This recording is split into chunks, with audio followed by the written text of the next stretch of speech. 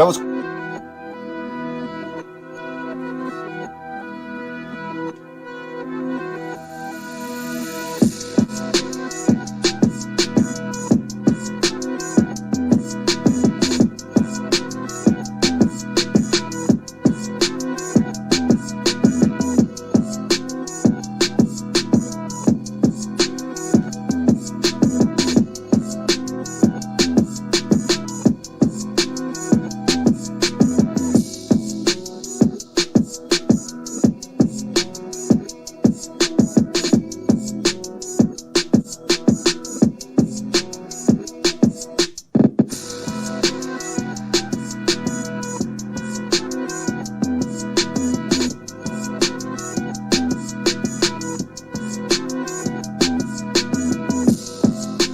Welcome back to the Fantasy Waiver Wire. This your boy Tubby with me, as always, every week. It's Lee, and we're back this week. We are back this week for week 14, the NFL season. If you're in fantasy football like we are, which is why you should be on here, it's the week before the playoffs. So this is a big week for a lot of people out there, for a lot of managers out there. And we're going to stress you out today because I have a lot to talk about. What's going on, Lee? Yeah, I'm feeling rough today. I don't know if I'm coming down with the Rona again. It's like I feel really sluggish, so I apologize for that in advance. But it is the final week before the playoffs, so I'm going to soldier through it. I was like, when we started, I was on my phone. It just occurred to me, Zach Ertz is still a free agent, and somebody's going to sign him. I'm like, well, crap, I should, go ahead and put him on my roster. So for all you out there that, hey, he could end up easily back with the Eagles, where he would be a massive contributor, or he could end up on the 49ers. I'll spit that out right now.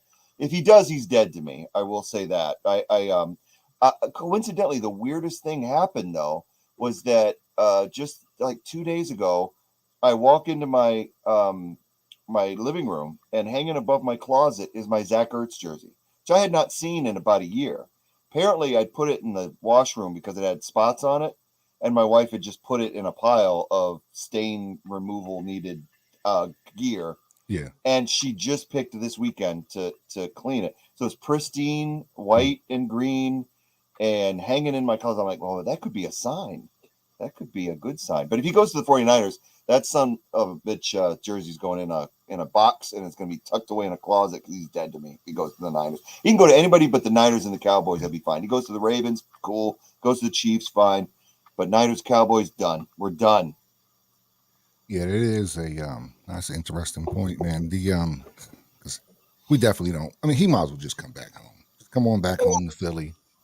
Arizona didn't really work out for you, but you might as well come back home to Philly, man. But it would suck if he would go to the Niners. It's kind of like the Niners. We beat the Niners, but I don't know if you remember when Kevin Durant lost to the Golden State Warriors, and he ended up joining the Golden State Warriors right after they beat him, and it just left a bad taste in their mouth. So every time, even though Kevin Durant won back-to-back championships, people are just like, it's how you win them sometimes. It's how you win them.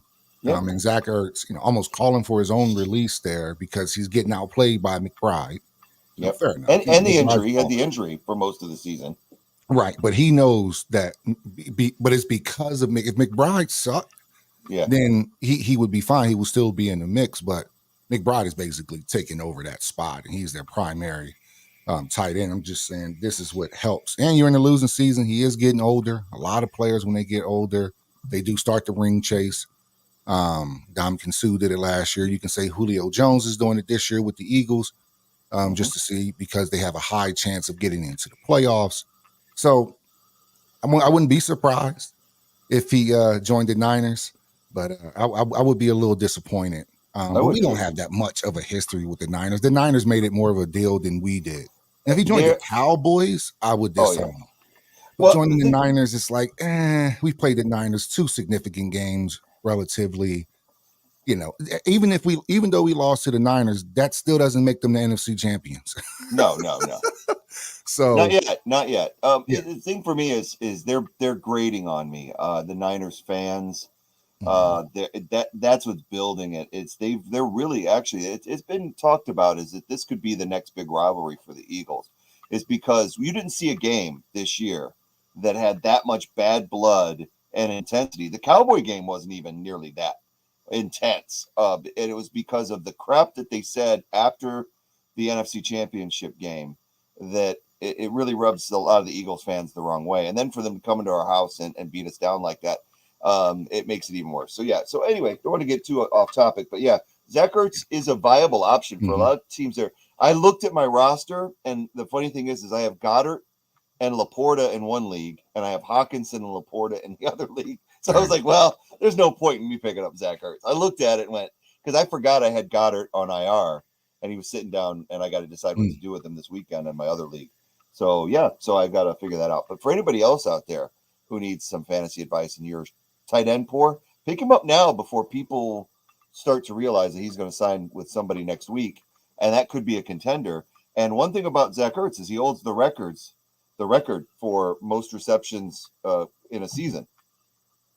And that's no joke. He did it with Carson Wentz because he was Wentz's favorite target.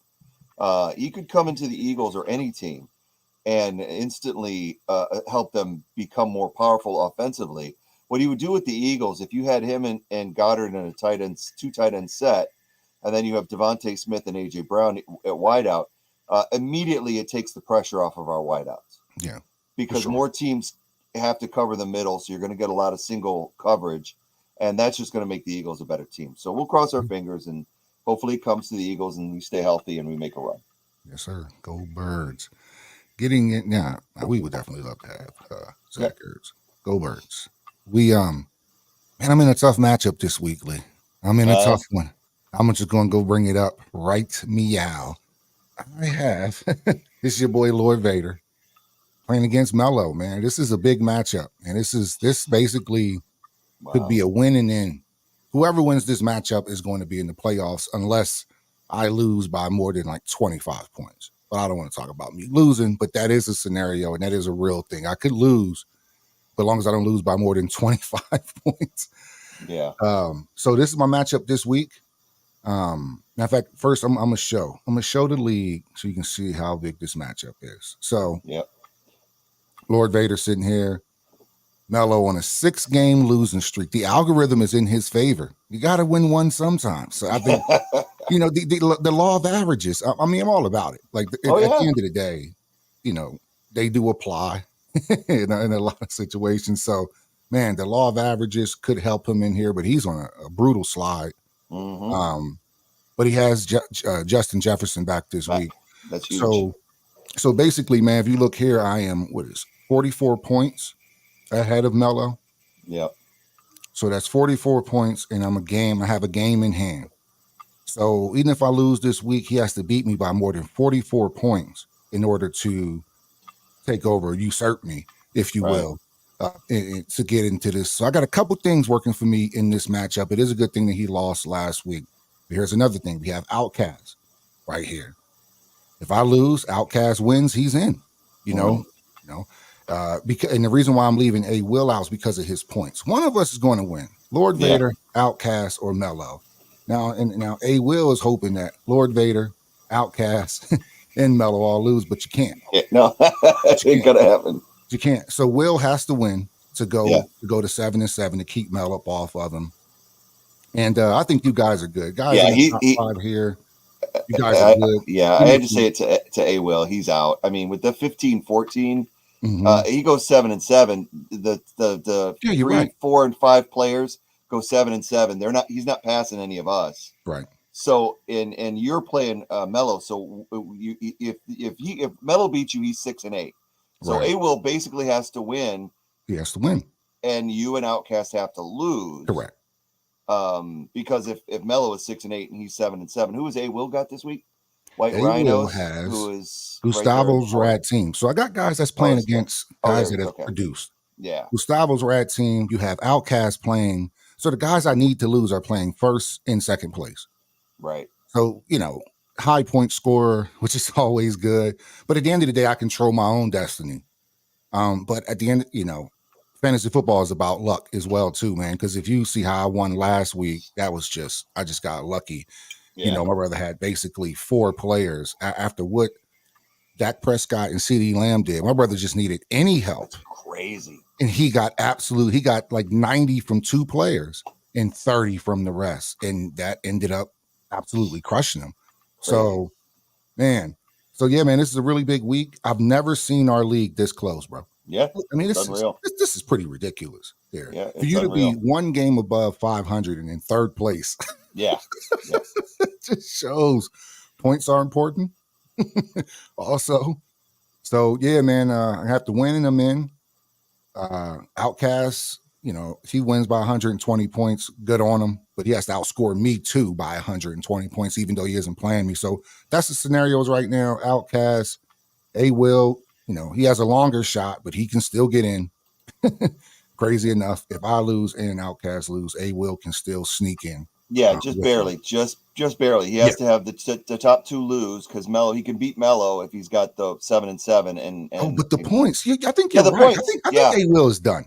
Yeah, I think so. Because if if he wins, he'll have a better record than that. Yeah, because you'll both be 6-8, and Melo will be 6-8, and he'll be the only 7-7 out of you 4. Correct. So that's what he has to have happen. You have to lose to Melo, and then that would affect if Will wins, that eliminates Melo. And then he has to have Outcast lose to Chirac Soldiers. So, yeah, it's crazy. Can I ask real quick, just out of my own curiosity, under Chirac Soldiers, speaking of him, is that true where it says, is that 53 moves he's made this season? I would imagine. So, just a little, I don't want to correct, but it's that's incredible. So just a little game for you. How you pronounce that is you take the C and the H off, and you see how it's Iraq. Iraq, okay. They call it Chirac, like Chicago. Iraq. Gotcha. It's not a great name to have. But yeah, this name has been bestowed upon Chirac. Gotcha. For quite a while when they murder capital and all that. So Chirac Soldiers. Yeah, man, he's a beast. Look at nobody is even close to somebody working the way. Now, granted, he's in first place. I've only made 17 moves by comparison, which I'm pretty proud of that, actually. Yeah. It means I drafted well. Mm-hmm. I've only really moved around on my bench. And luckily, and I will say this, I knock on wood, I haven't been bitten with the injury bug too much, except for Tank Dell this past week. And I had Kirk Cousins, my backup QB, go down for the season. So everybody's had some injuries. For sure. I've been crushed by injuries. Yeah, you've been decimated. But I'm looking at this lineup between you and Melo, and man, I don't know how he's lost 6 in a row. I honestly don't. With Tua, now granted, he hasn't had Jefferson around, but Tua, Amon-Ra, Javonte, Raheem Mostert, really. Now, granted, his tight end Kmet is hot and cold, but then you got Waddle. Right. That's insane. That's insane that he's lost 6 in a row. Mm-hmm. I'm sure he's asking himself the same question. Yeah. How am I losing 6 in a row? He was the number 1 seed before his slide. He was the number 1 seed. I think I had him in points for a little bit. But yeah, you're right. So I need Miami to have an absolute breakdown because he has Tua, Mostert, Waddle. So I need an absolute breakdown for Miami. Tennessee can play good defense, but especially if Henry is out, I mean, the run game isn't really there. I mean, they may give the ball back. Will Levis is going to have a day, but I don't have a lot of confidence in that. And it's Monday night, so that's going to suck.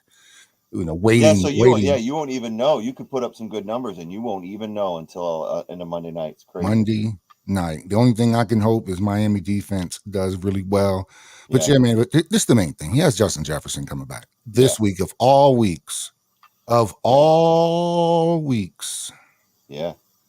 Crazy. He has Justin Jefferson coming back. Against a really weak pass defense in Las Vegas. I mean, you couldn't have set it up any better, man. Granted, they're showing here at 20th, the 20th fewest passing yards, but early in the season they struggled. I think that they've under Antonio Pierce, Las Vegas has turned a corner. So they've played a lot better since the start of the season under McDaniels. So I think that he could struggle. It is his first game back, too.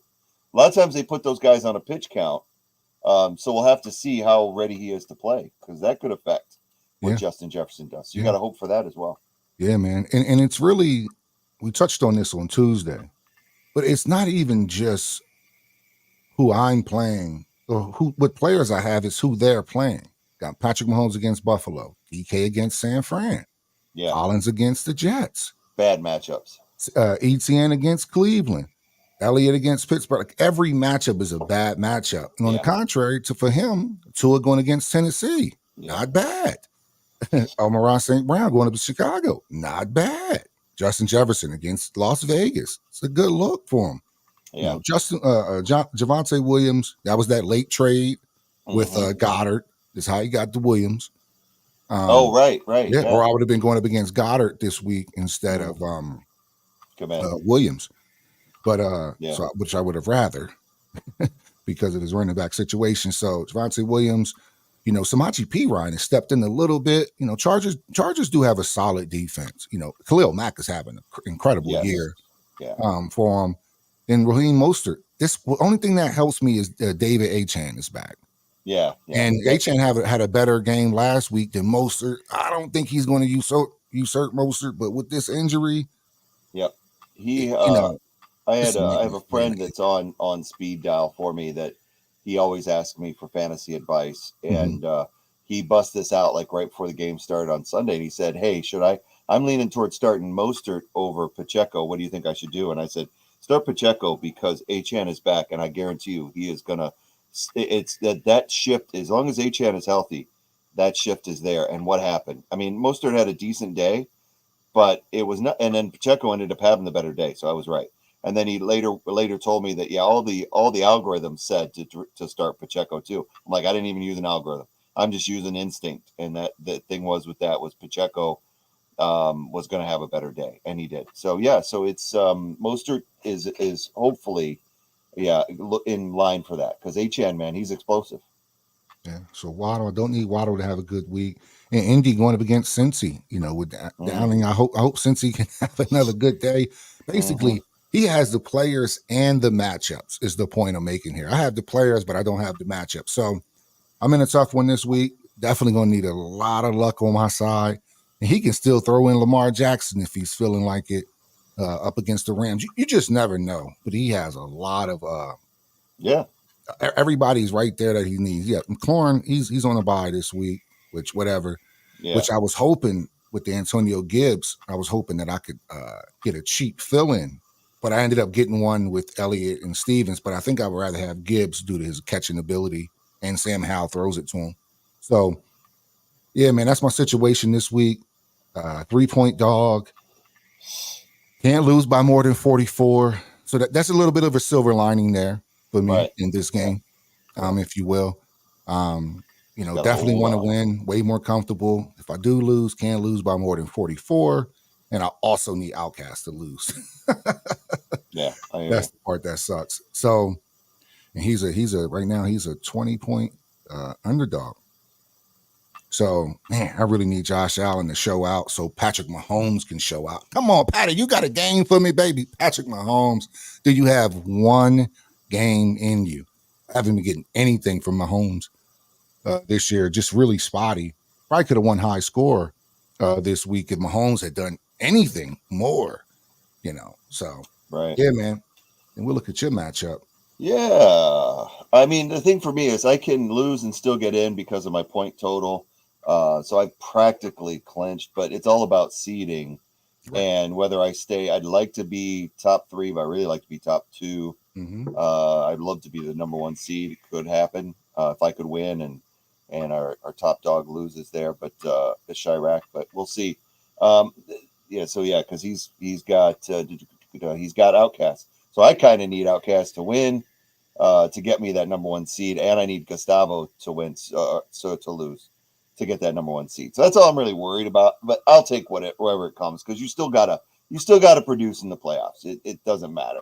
So it's all about that, you know, that first round getting that bye or whatever. So first and second place in our league gets a bye week, so you can get in. Either one of these two guys lose, I just need one of them to lose. Yeah, one of them to lose, and then I win. So my matchup isn't too bad. Again, it is more matchup driven. I had a really, really rough week with Justin Herbert. So much so that I did go out on the waiver wire to get Browning from Cincinnati, and I didn't have the priority. So I'm stuck with Herbert. There's really no quarterback out there that I'm willing to start over him. I was looking at starting Browning against Indy because Indy's defense is spotty. They have some high scoring games, but I got to go with it. Now he is playing at home. Herbert is against Denver. So he's projected at 31 points. I just hope that being at home indoors compared to being in New England, and I hope his receivers can actually hold on to the ball. That would be nice. And then the rest of the things. I have not changed Sutton for Olave because Olave's been listed as questionable. So I'm holding on to that until Sunday when I know who is healthy and who isn't. Olave's listed as questionable. Jones is listed as questionable. I'm not sure I would start Swift on the road at Dallas right now because, again, 6 carries last week. Eagles aren't giving him near enough the carries that he needs to be able to produce. So you look at his last 2 games at 9 points and 4 points, and then he had a 19 burger and then a 9-pointer against Dallas the last time. So I'm not comfortable starting Swift. So I'm going to roll with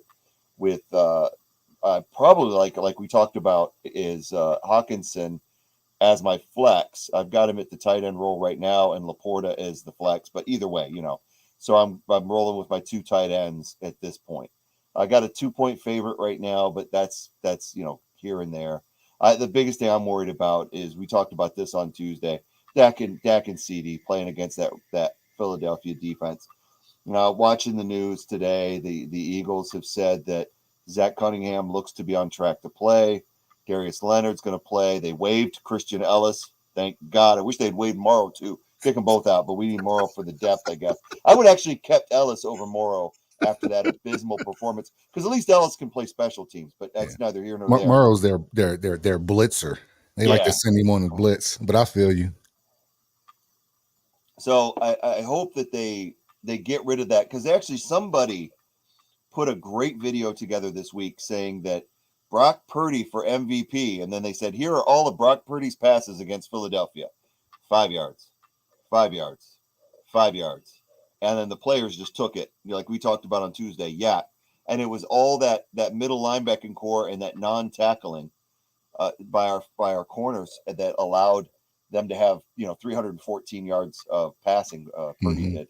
So I'm hoping that changes on Sunday, and we see Dak struggle a little bit with it having to face a different lineup with Zach Cunningham and Leonard in the middle.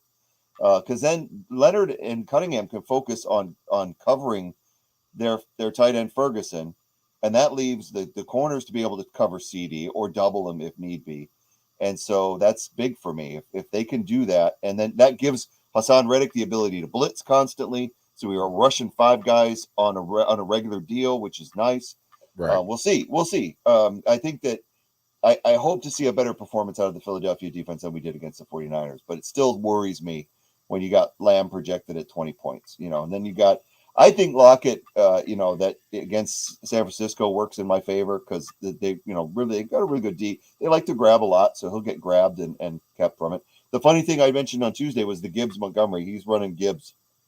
So it really goes with who has the better carries. And what's funny here is they've actually got Gibbs projected at a higher point total estimated than at Chicago than Montgomery. But if you watch the Lions, when Montgomery's healthy, he's the starter and he gets the Lions share of the carries, if you will.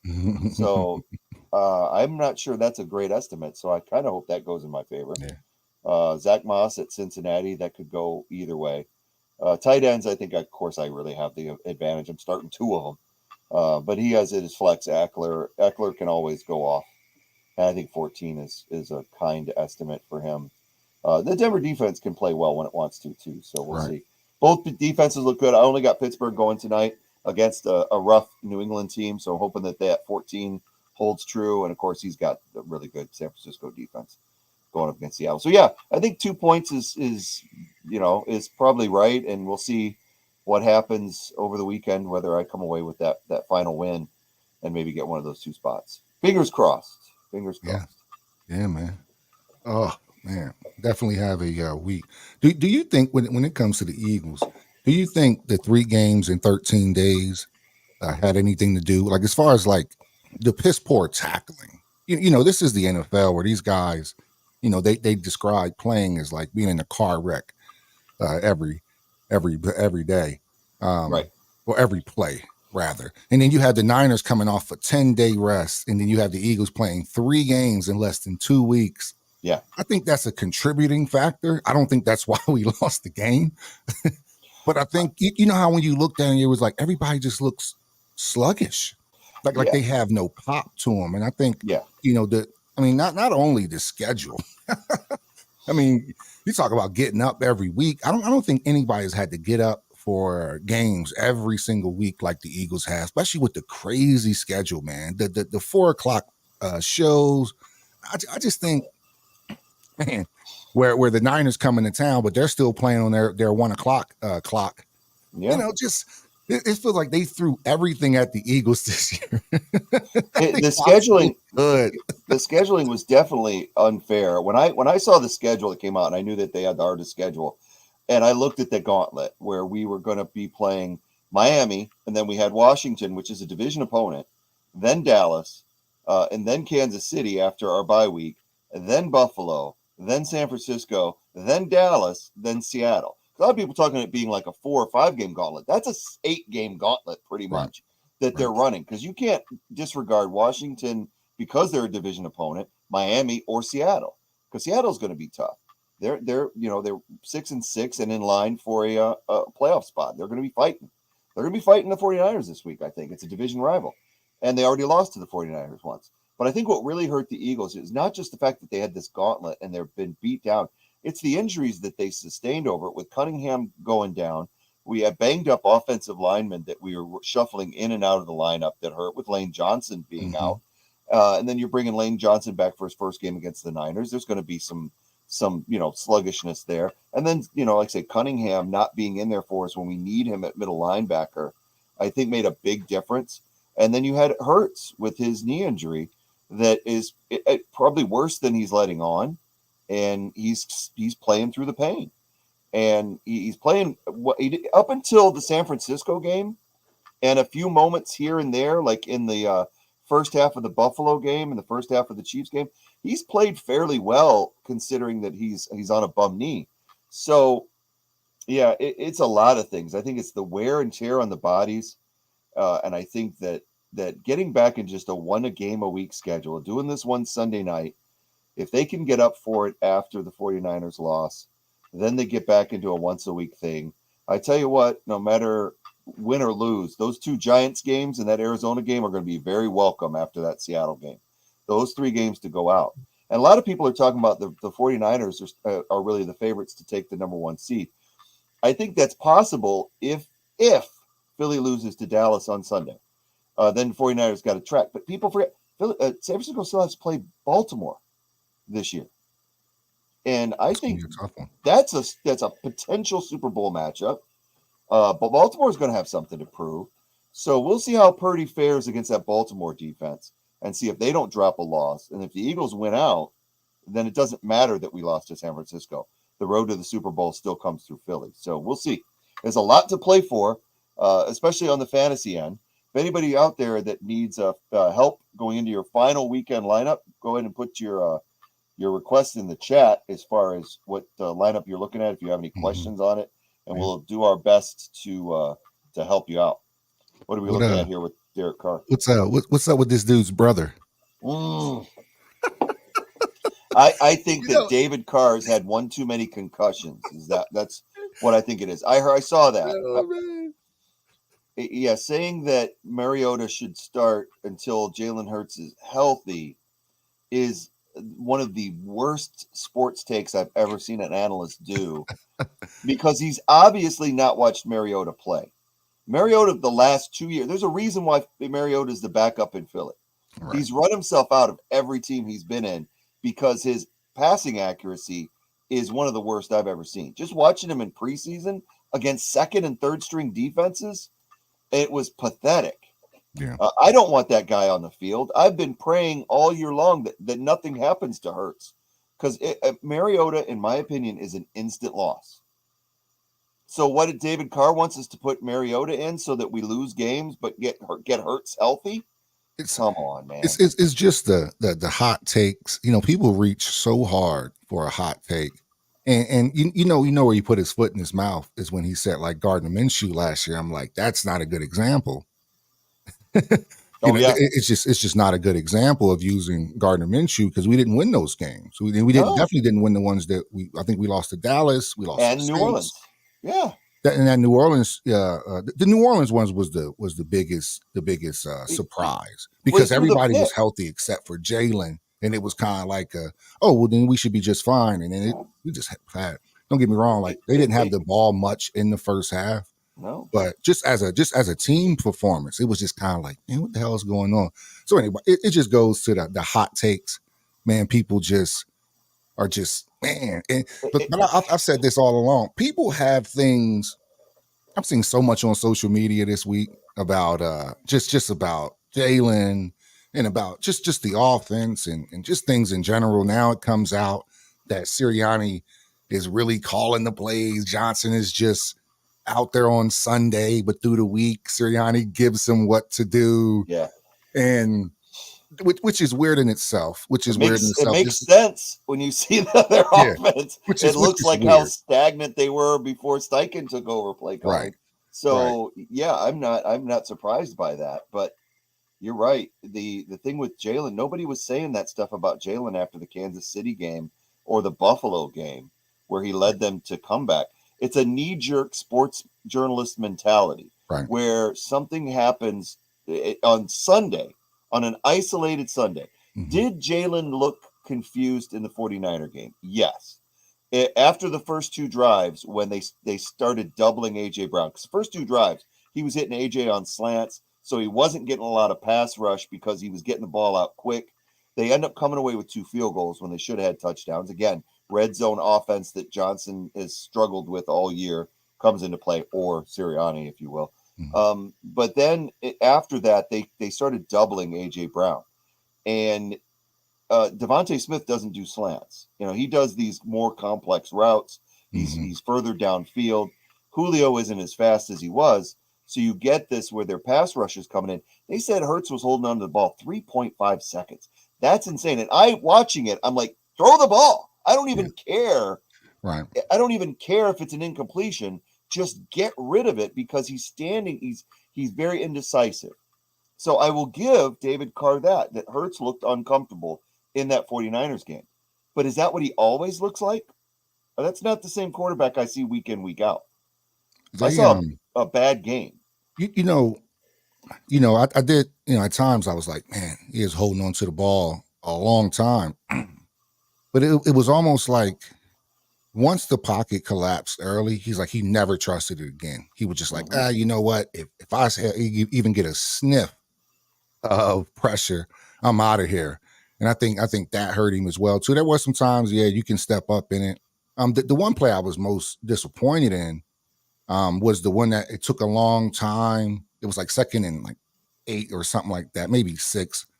And then he had and then he slipped and he took the sack. And I was like, oh no, man. But down near the goal line. They were near the goal line. Yeah, man. Yeah, man. He did hold the ball way too long. He didn't really seem to trust Stoll too much in the passing game. Some of those, I think he would have let go to Goddard and kind of trust him.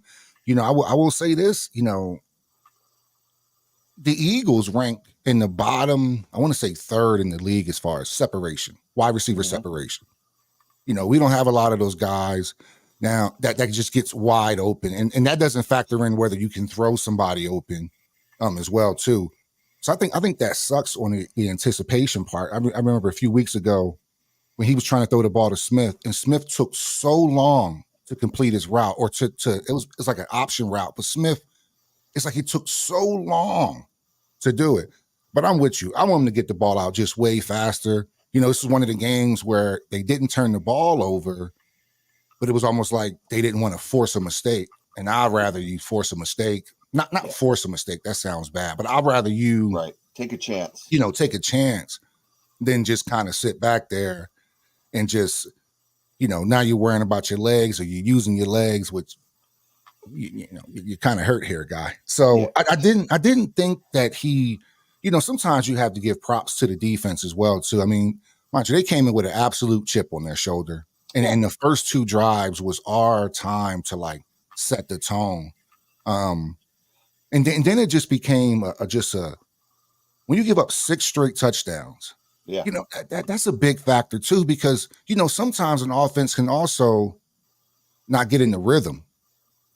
If you go out there and say it's 3 and out, but then your offense just, you know, then the Niners just get on the field and they score. Okay, now you're pressing a little bit more. You know, the defense never gave them any hope either, which was 6 straight touchdowns is, I mean, that's nothing to sneeze at. And it's like, people aren't talking about the 6 straight touchdowns.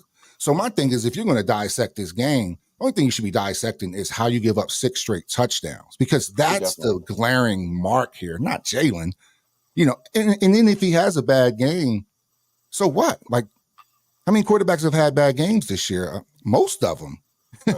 most quarterbacks in the league have had some really, really, really bad games this year. That's why, you know. But anyway, it just all depends on how you look at the game. They still produced in some areas. I wish they would have went to AJ a little bit more. And then some of the play calling. You can't get the run going. Can't get the run going. That changes a lot for the Eagles. So it's always like when you see one thing, you also have to look for something else too. So it's like, yeah, but they also threw the ball a lot. You know, our line is built to run as well. And we couldn't get the run game going at all. I think they ran 12 plays. All of them looked like they were going nowhere. And on the contrary, old buddy, 23 on the other side is getting 8 yards a clip on us. It's like every time McCaffrey ran the ball, it was like 8 yards, 8 yards, 8 yards. So I think our offense couldn't get into a rhythm, which they aren't used to. They're used to getting some breaks in the game, but 6 straight touchdowns, you're not getting into the rhythm. They didn't turn the ball over. They just didn't look like – the Niners look way more motivated than the Eagles. Just from the start. I knew when Deebo Samuels – there's little certain things in the game, a little bit of a rant.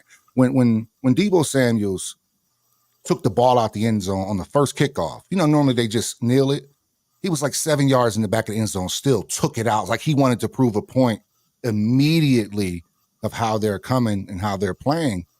And when I talked to you last week, even before that game, that was all the things I was worried about. Like, Eagles are never fired up. Their defense is never fired up.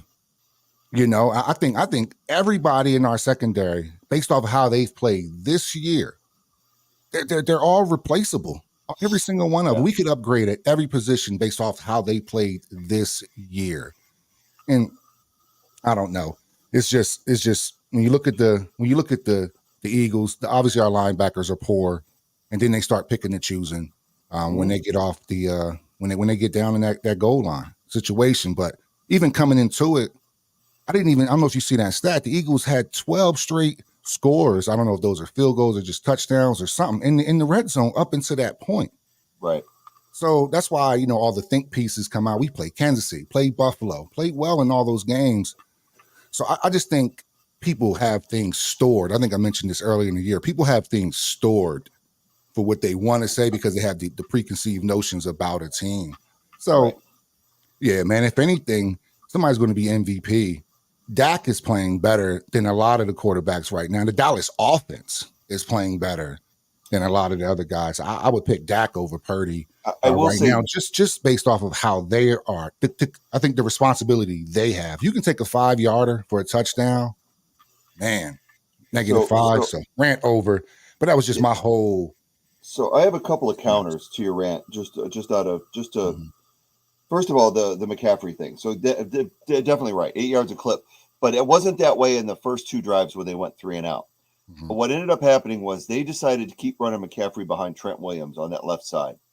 And the Eagles never adjusted. That's on Sean Desai. They were out-coached because, you know, it was one of those things where they're like, look, we're going to keep running the ball behind our strongest offensive lineman. The Eagles don't move. They don't shift the linebackers in that direction. Mm-hmm. The Eagles had high pressure. They were bringing 5 men the first 2 drives.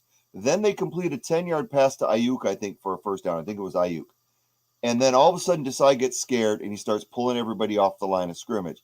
Now you can't stop the run or the pass when you do that, when you decommit to your pressure.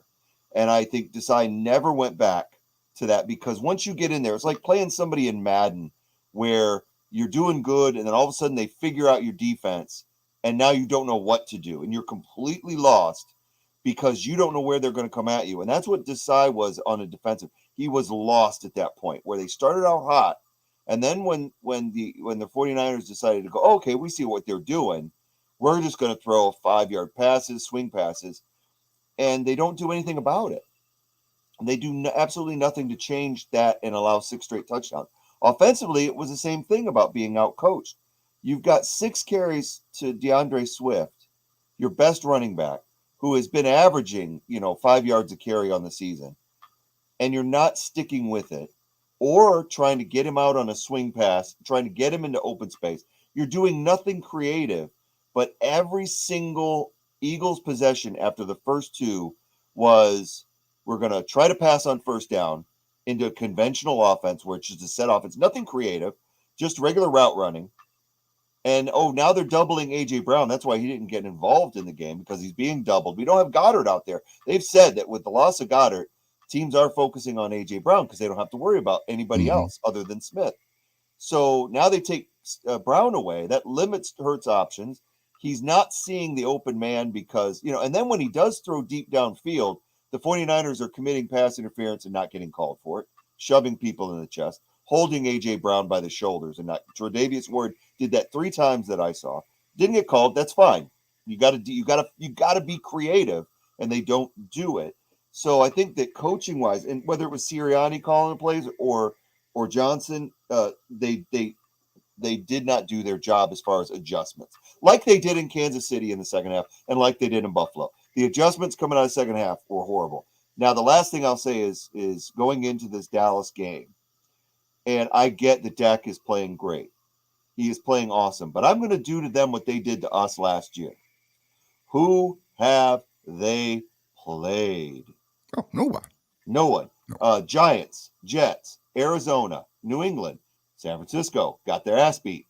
Chargers won 20-17, won by 3 against the Chargers team that's below 500. And they only won by 3. Rams, Eagles got that ass beat. Giants, Carolina, Washington, Seattle. And Seattle, they struggled with. So when they play a good team, and Dak had a good game against Seattle, but against those good teams, Dak has not played well. So I granted, he has MVP numbers against the bottom feeders of the league. And so I don't begrudge that. I think, fine, he is showing out on those games, and that's what you should be doing.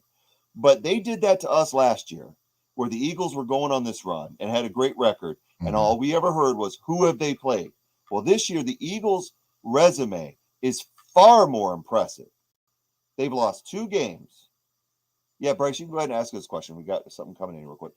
We got 2 games coming in that we've lost: San Francisco and the Jets. The Jets game was an enigma. San Francisco. Mm-hmm. But other than that, we have beaten the top teams in the league. So going into this game on Sunday, this will say a lot. If the Cowboys can beat the Eagles convincingly on Sunday, I will eat my words and say, okay, Dak Prescott does deserve MVP. He does deserve some consideration, and he has to do it in the playoffs too. Yeah, that's the one thing to shout on him. It's just really the consideration part of it. So it's more so like, who have they beat versus who have they played. You're right. They haven't beaten anybody of significance. At all. But they're still a formidable team. They have without a doubt. They're a solid squad, and but I just think the Eagles are still, when at their best, the best team in the NFC right now. We just have it all. I just don't think they have the personnel in that secondary, like a lot of people believe we do. I'm just like one of those guys. Like, nah. I agree. I agree. Defensive back wise, going into this game, it's nerve wracking. So, all right. So let's look at Bryce's question. We'll get back on the fantasy train with about 15 minutes to go.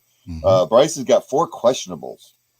He's got Aaron Jones, Dalton Schultz, looks like, Kenneth, and Amari. So Kenneth Walker and Amari Cooper. Oh, reports look bad. Yeah, Jones is still questionable, but he could play. I've got him on my bench right now waiting for the report on Sunday. So he's wondering, should he just start Deontay tonight, since Deontay's playing against the Patriots, who have a decent defense. They just don't have an offense. Mhm. Or does he kind of hold out and maybe start one of these other guys that look bad as far as their questionables? I know that for Aaron Jones, I think a lot of signs point to him playing. He is going to be splitting time with Austin Dillon. Green Bay seems to be on a resurgence, but it's all the way till Monday night. Mhm. So it's a very tough thing to wait for. I'm waiting until Sunday because I don't have anybody going tonight that I'm worried about. So I'm kind of holding back until Sunday and hoping that after he final practice tomorrow comes out, we'll see if he's going to be ready to play. But if you have to make a decision tonight, you got to decide if you're going to run with Deontay or not. And he's projected at 11 points. No, he's projected at 10. That was last week. He had 13 against Arizona, and he's playing a similar ranked defense with New England. And his quarterback is Trubisky, if I'm not mistaken. Mitch is starting tonight, so I would be leery of Deontay personally. He says he has Thielen as an option, and it's all for flex. So I'll give you my opinion, and I'll let Tubby go. I would probably hold out till Sunday morning and kind of see which one of these guys has the best report coming out of their final practice. I think Deontay may have a decent night tonight. So if he gets 11 or 12, I'm sorry. But I think you might have a better run. If Jones is playing, you might definitely have a better run. I don't know. What do you think, Tubby? Think Deontay, roll with Deontay tonight, or I'm with you on your latter point. Is I like Amari. Mitchell Trubisky is concerning as well too. Mm-hmm. So it's not like here's what I noticed last week. Mitchell Trubisky, when he got in, he started throwing the ball to Allen Robinson, who was with him in Chicago. I mean, just all of a sudden, Allen Robinson got 3 catches to like Pickett's 1. I know that because I have Pickett's, when he came in. Yeah. And then, Deontay Johnson, and he's been kind of a diva this year, but he's still a very, very, very explosive back. I'm with Lee on this. I think it's worth waiting until Sunday and see what you have. In worst case scenario, throw Thielen out there. Aaron Jones, the Chiefs, they can stop the run pretty well. And Jones has been banged up all year, so he's really iffy. Schultz, now you get Schultz, if Schultz is healthy with Tank Dell going down, why can't I with Tank Dell going down? Yeah. It helps out a lot because he goes to Schultz anyway. That's a good point. But he's questionable right here. Boop, boop, boop. Looking at it. And they're playing Denver, who's the second worst. I'll show you right now. You see Denver, who's the second worst against tight ends. So, good for you. Let's see, my opponent still has Kenny Pickett as a starter.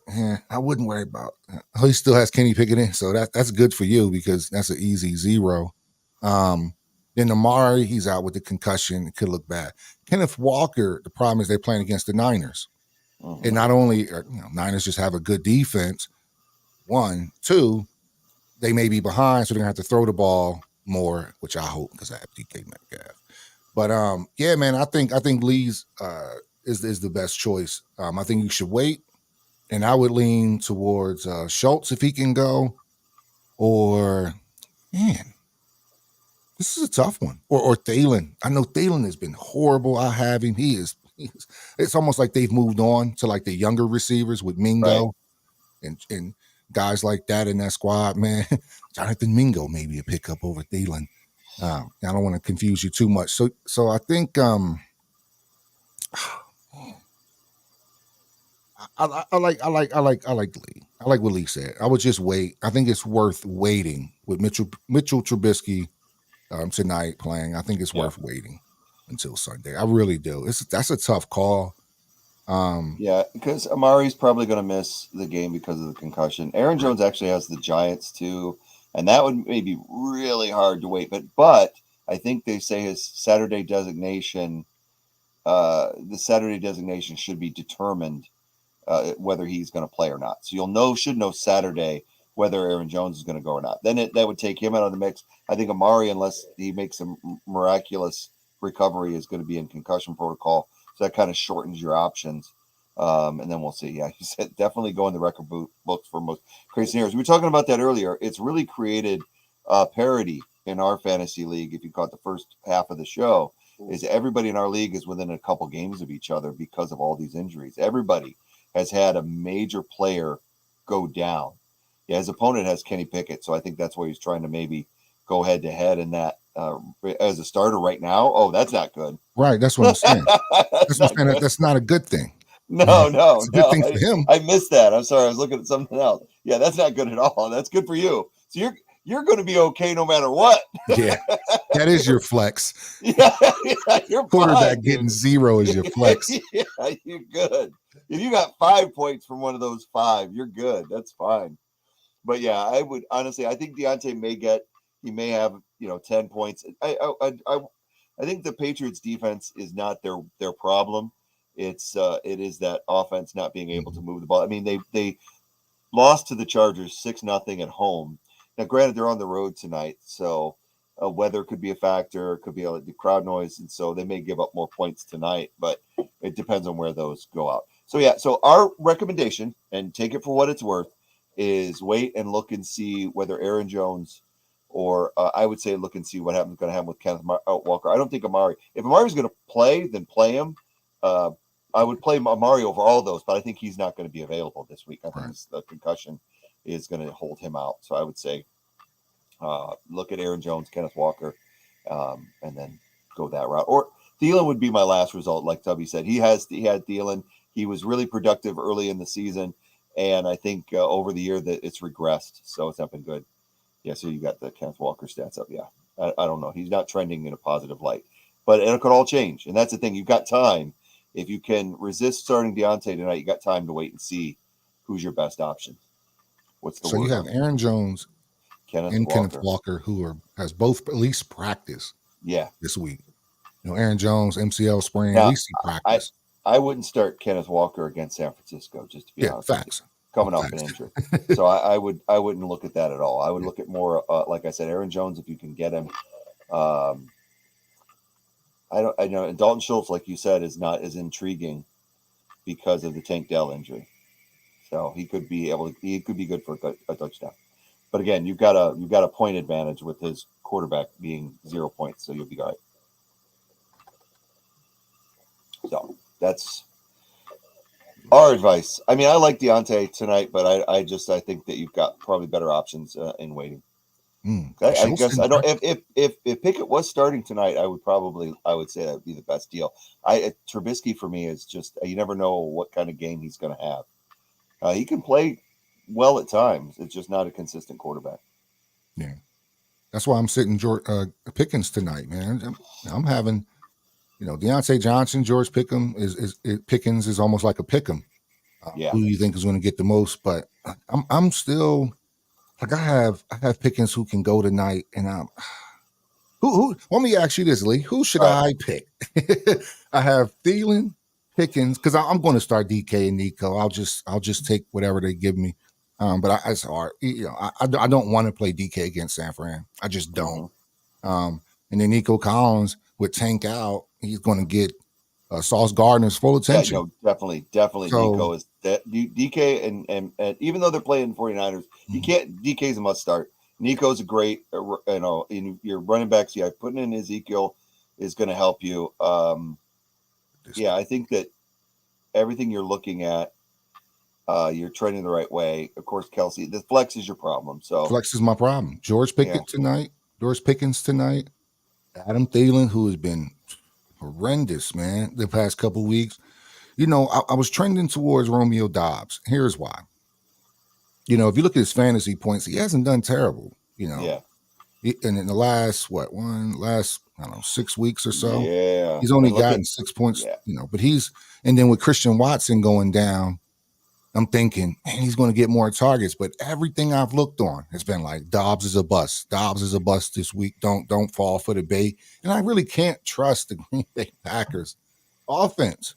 Mm-hmm. But they're going up against the Giants, so I just think they'll have the ball more. But DeVito hasn't been playing that bad. This is tough. It was a flyer, man. It was a flyer, but he does have 1, 2, 3, 4, 5, 6. He has 7 touchdowns this. Well, something there too. What am I doing? 7 touchdowns this year, 74 targets.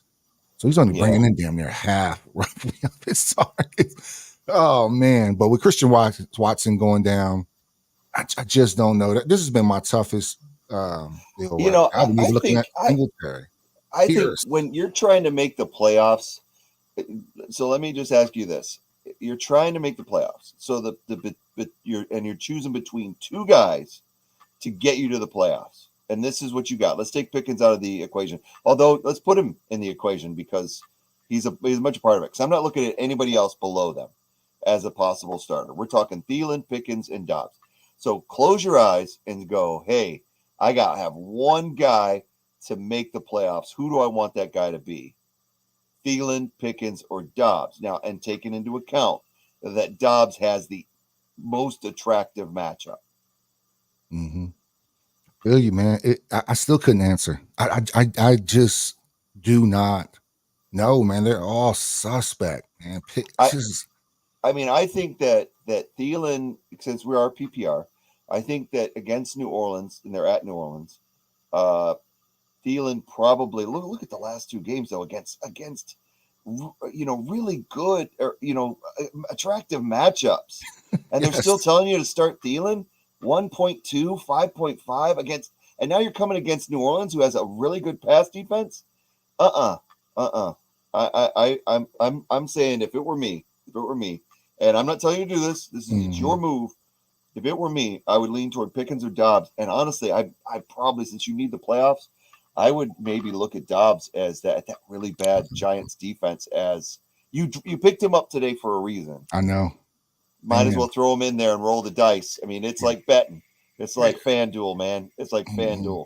I had to pull George Pickens out just so he wouldn't like accidentally start tonight because Thursday night it's like. And so I do have maybe 20 minutes to decide. I have been leaning towards Dobbs, but Pickens, what kills me with Pickens, he's such a special player. He's such a special player, but it's just like, does he have the person to get him the football?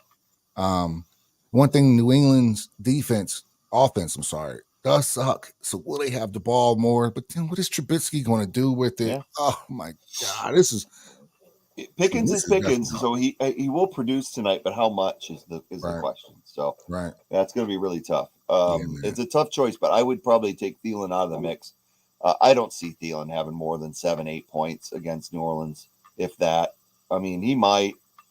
He has the potential to. He's sure-handed, but Bryce Young has not been playing well and getting him the ball. So I don't know. It almost seems like they've moved on from Thielen. Yeah, like it's almost like the coach says, "All right, look, we get it that you can throw the ball to Thielen, but we're just not going to do that. Let's see what rookie Jonathan Mingo has, because Mingo played horrible to start the season. Now all of a sudden he gets 10 targets. What's going on here? And Mingo's still available. I was thinking about picking up Mingo because it seems like they're just not even throwing the ball to Thielen anymore. That is my problem. I mean, look at these targets. It's Bruce to put 3 targets against Tennessee, and you lost. Yeah, 6 targets against Tampa. You complete 3 of them.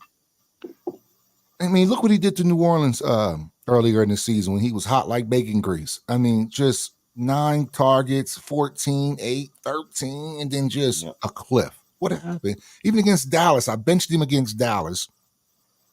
And look, he has 11 targets against Dallas. So, because man, it's gonna come down to the wire. Even when I played you, the week I played you, part of the reason why, if I'd have put in anybody but Thielen, I would have won. But this was my 1.2 week when I lost by a point. He has his worst game of the season, literally, when I need him the most. And you I would already be in the playoffs right now. Your playoffs coming down to Adam Thielen or to Dobbs, I would probably say Dobbs. And then you got to go, okay, do you want it coming down to Dobbs or Pickens? And you got, the big thing is when you say Pickens, you got to say Pickens and Trubisky. So you got to look at that. I think that the Pickens thing comes down to how well Trubisky plays tonight. So, because I think Pickens can have a nice night.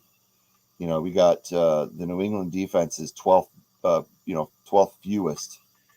Or 12th most, because the lower the number, the better the matchup. So it's not quite in the green, but they're saying Pickens looking like a wide receiver 4 for week 14. Yeah. I mean, the thing is, he's only got 3 receiving touchdowns on the year. Yeah. His targets have been really low. I think you picked up Dobbs for a reason. Maybe just that's the sign saying, hey, start him against a really weak Giants team and see what happens. That's a good point, man. For 2 weeks this season, cost me 2 games too, that I picked up the guy that I wanted to play and I never played him, or I picked him up and dropped him right before.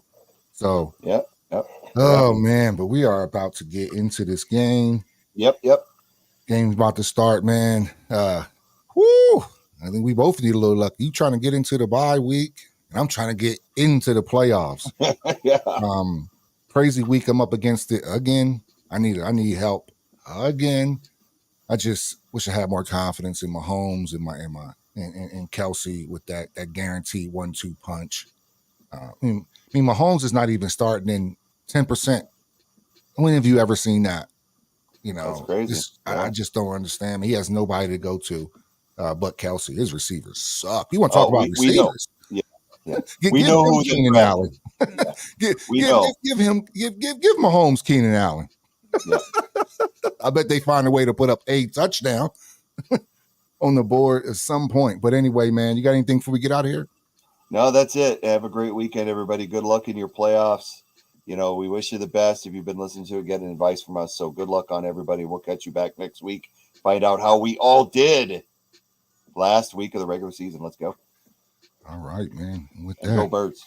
Go Birds every time. Beat Dallas week. Good luck to everybody, man. And if you have a little extra, wish me luck as well, too. Good luck. With that, we are gone. We'll see you guys on Tuesday.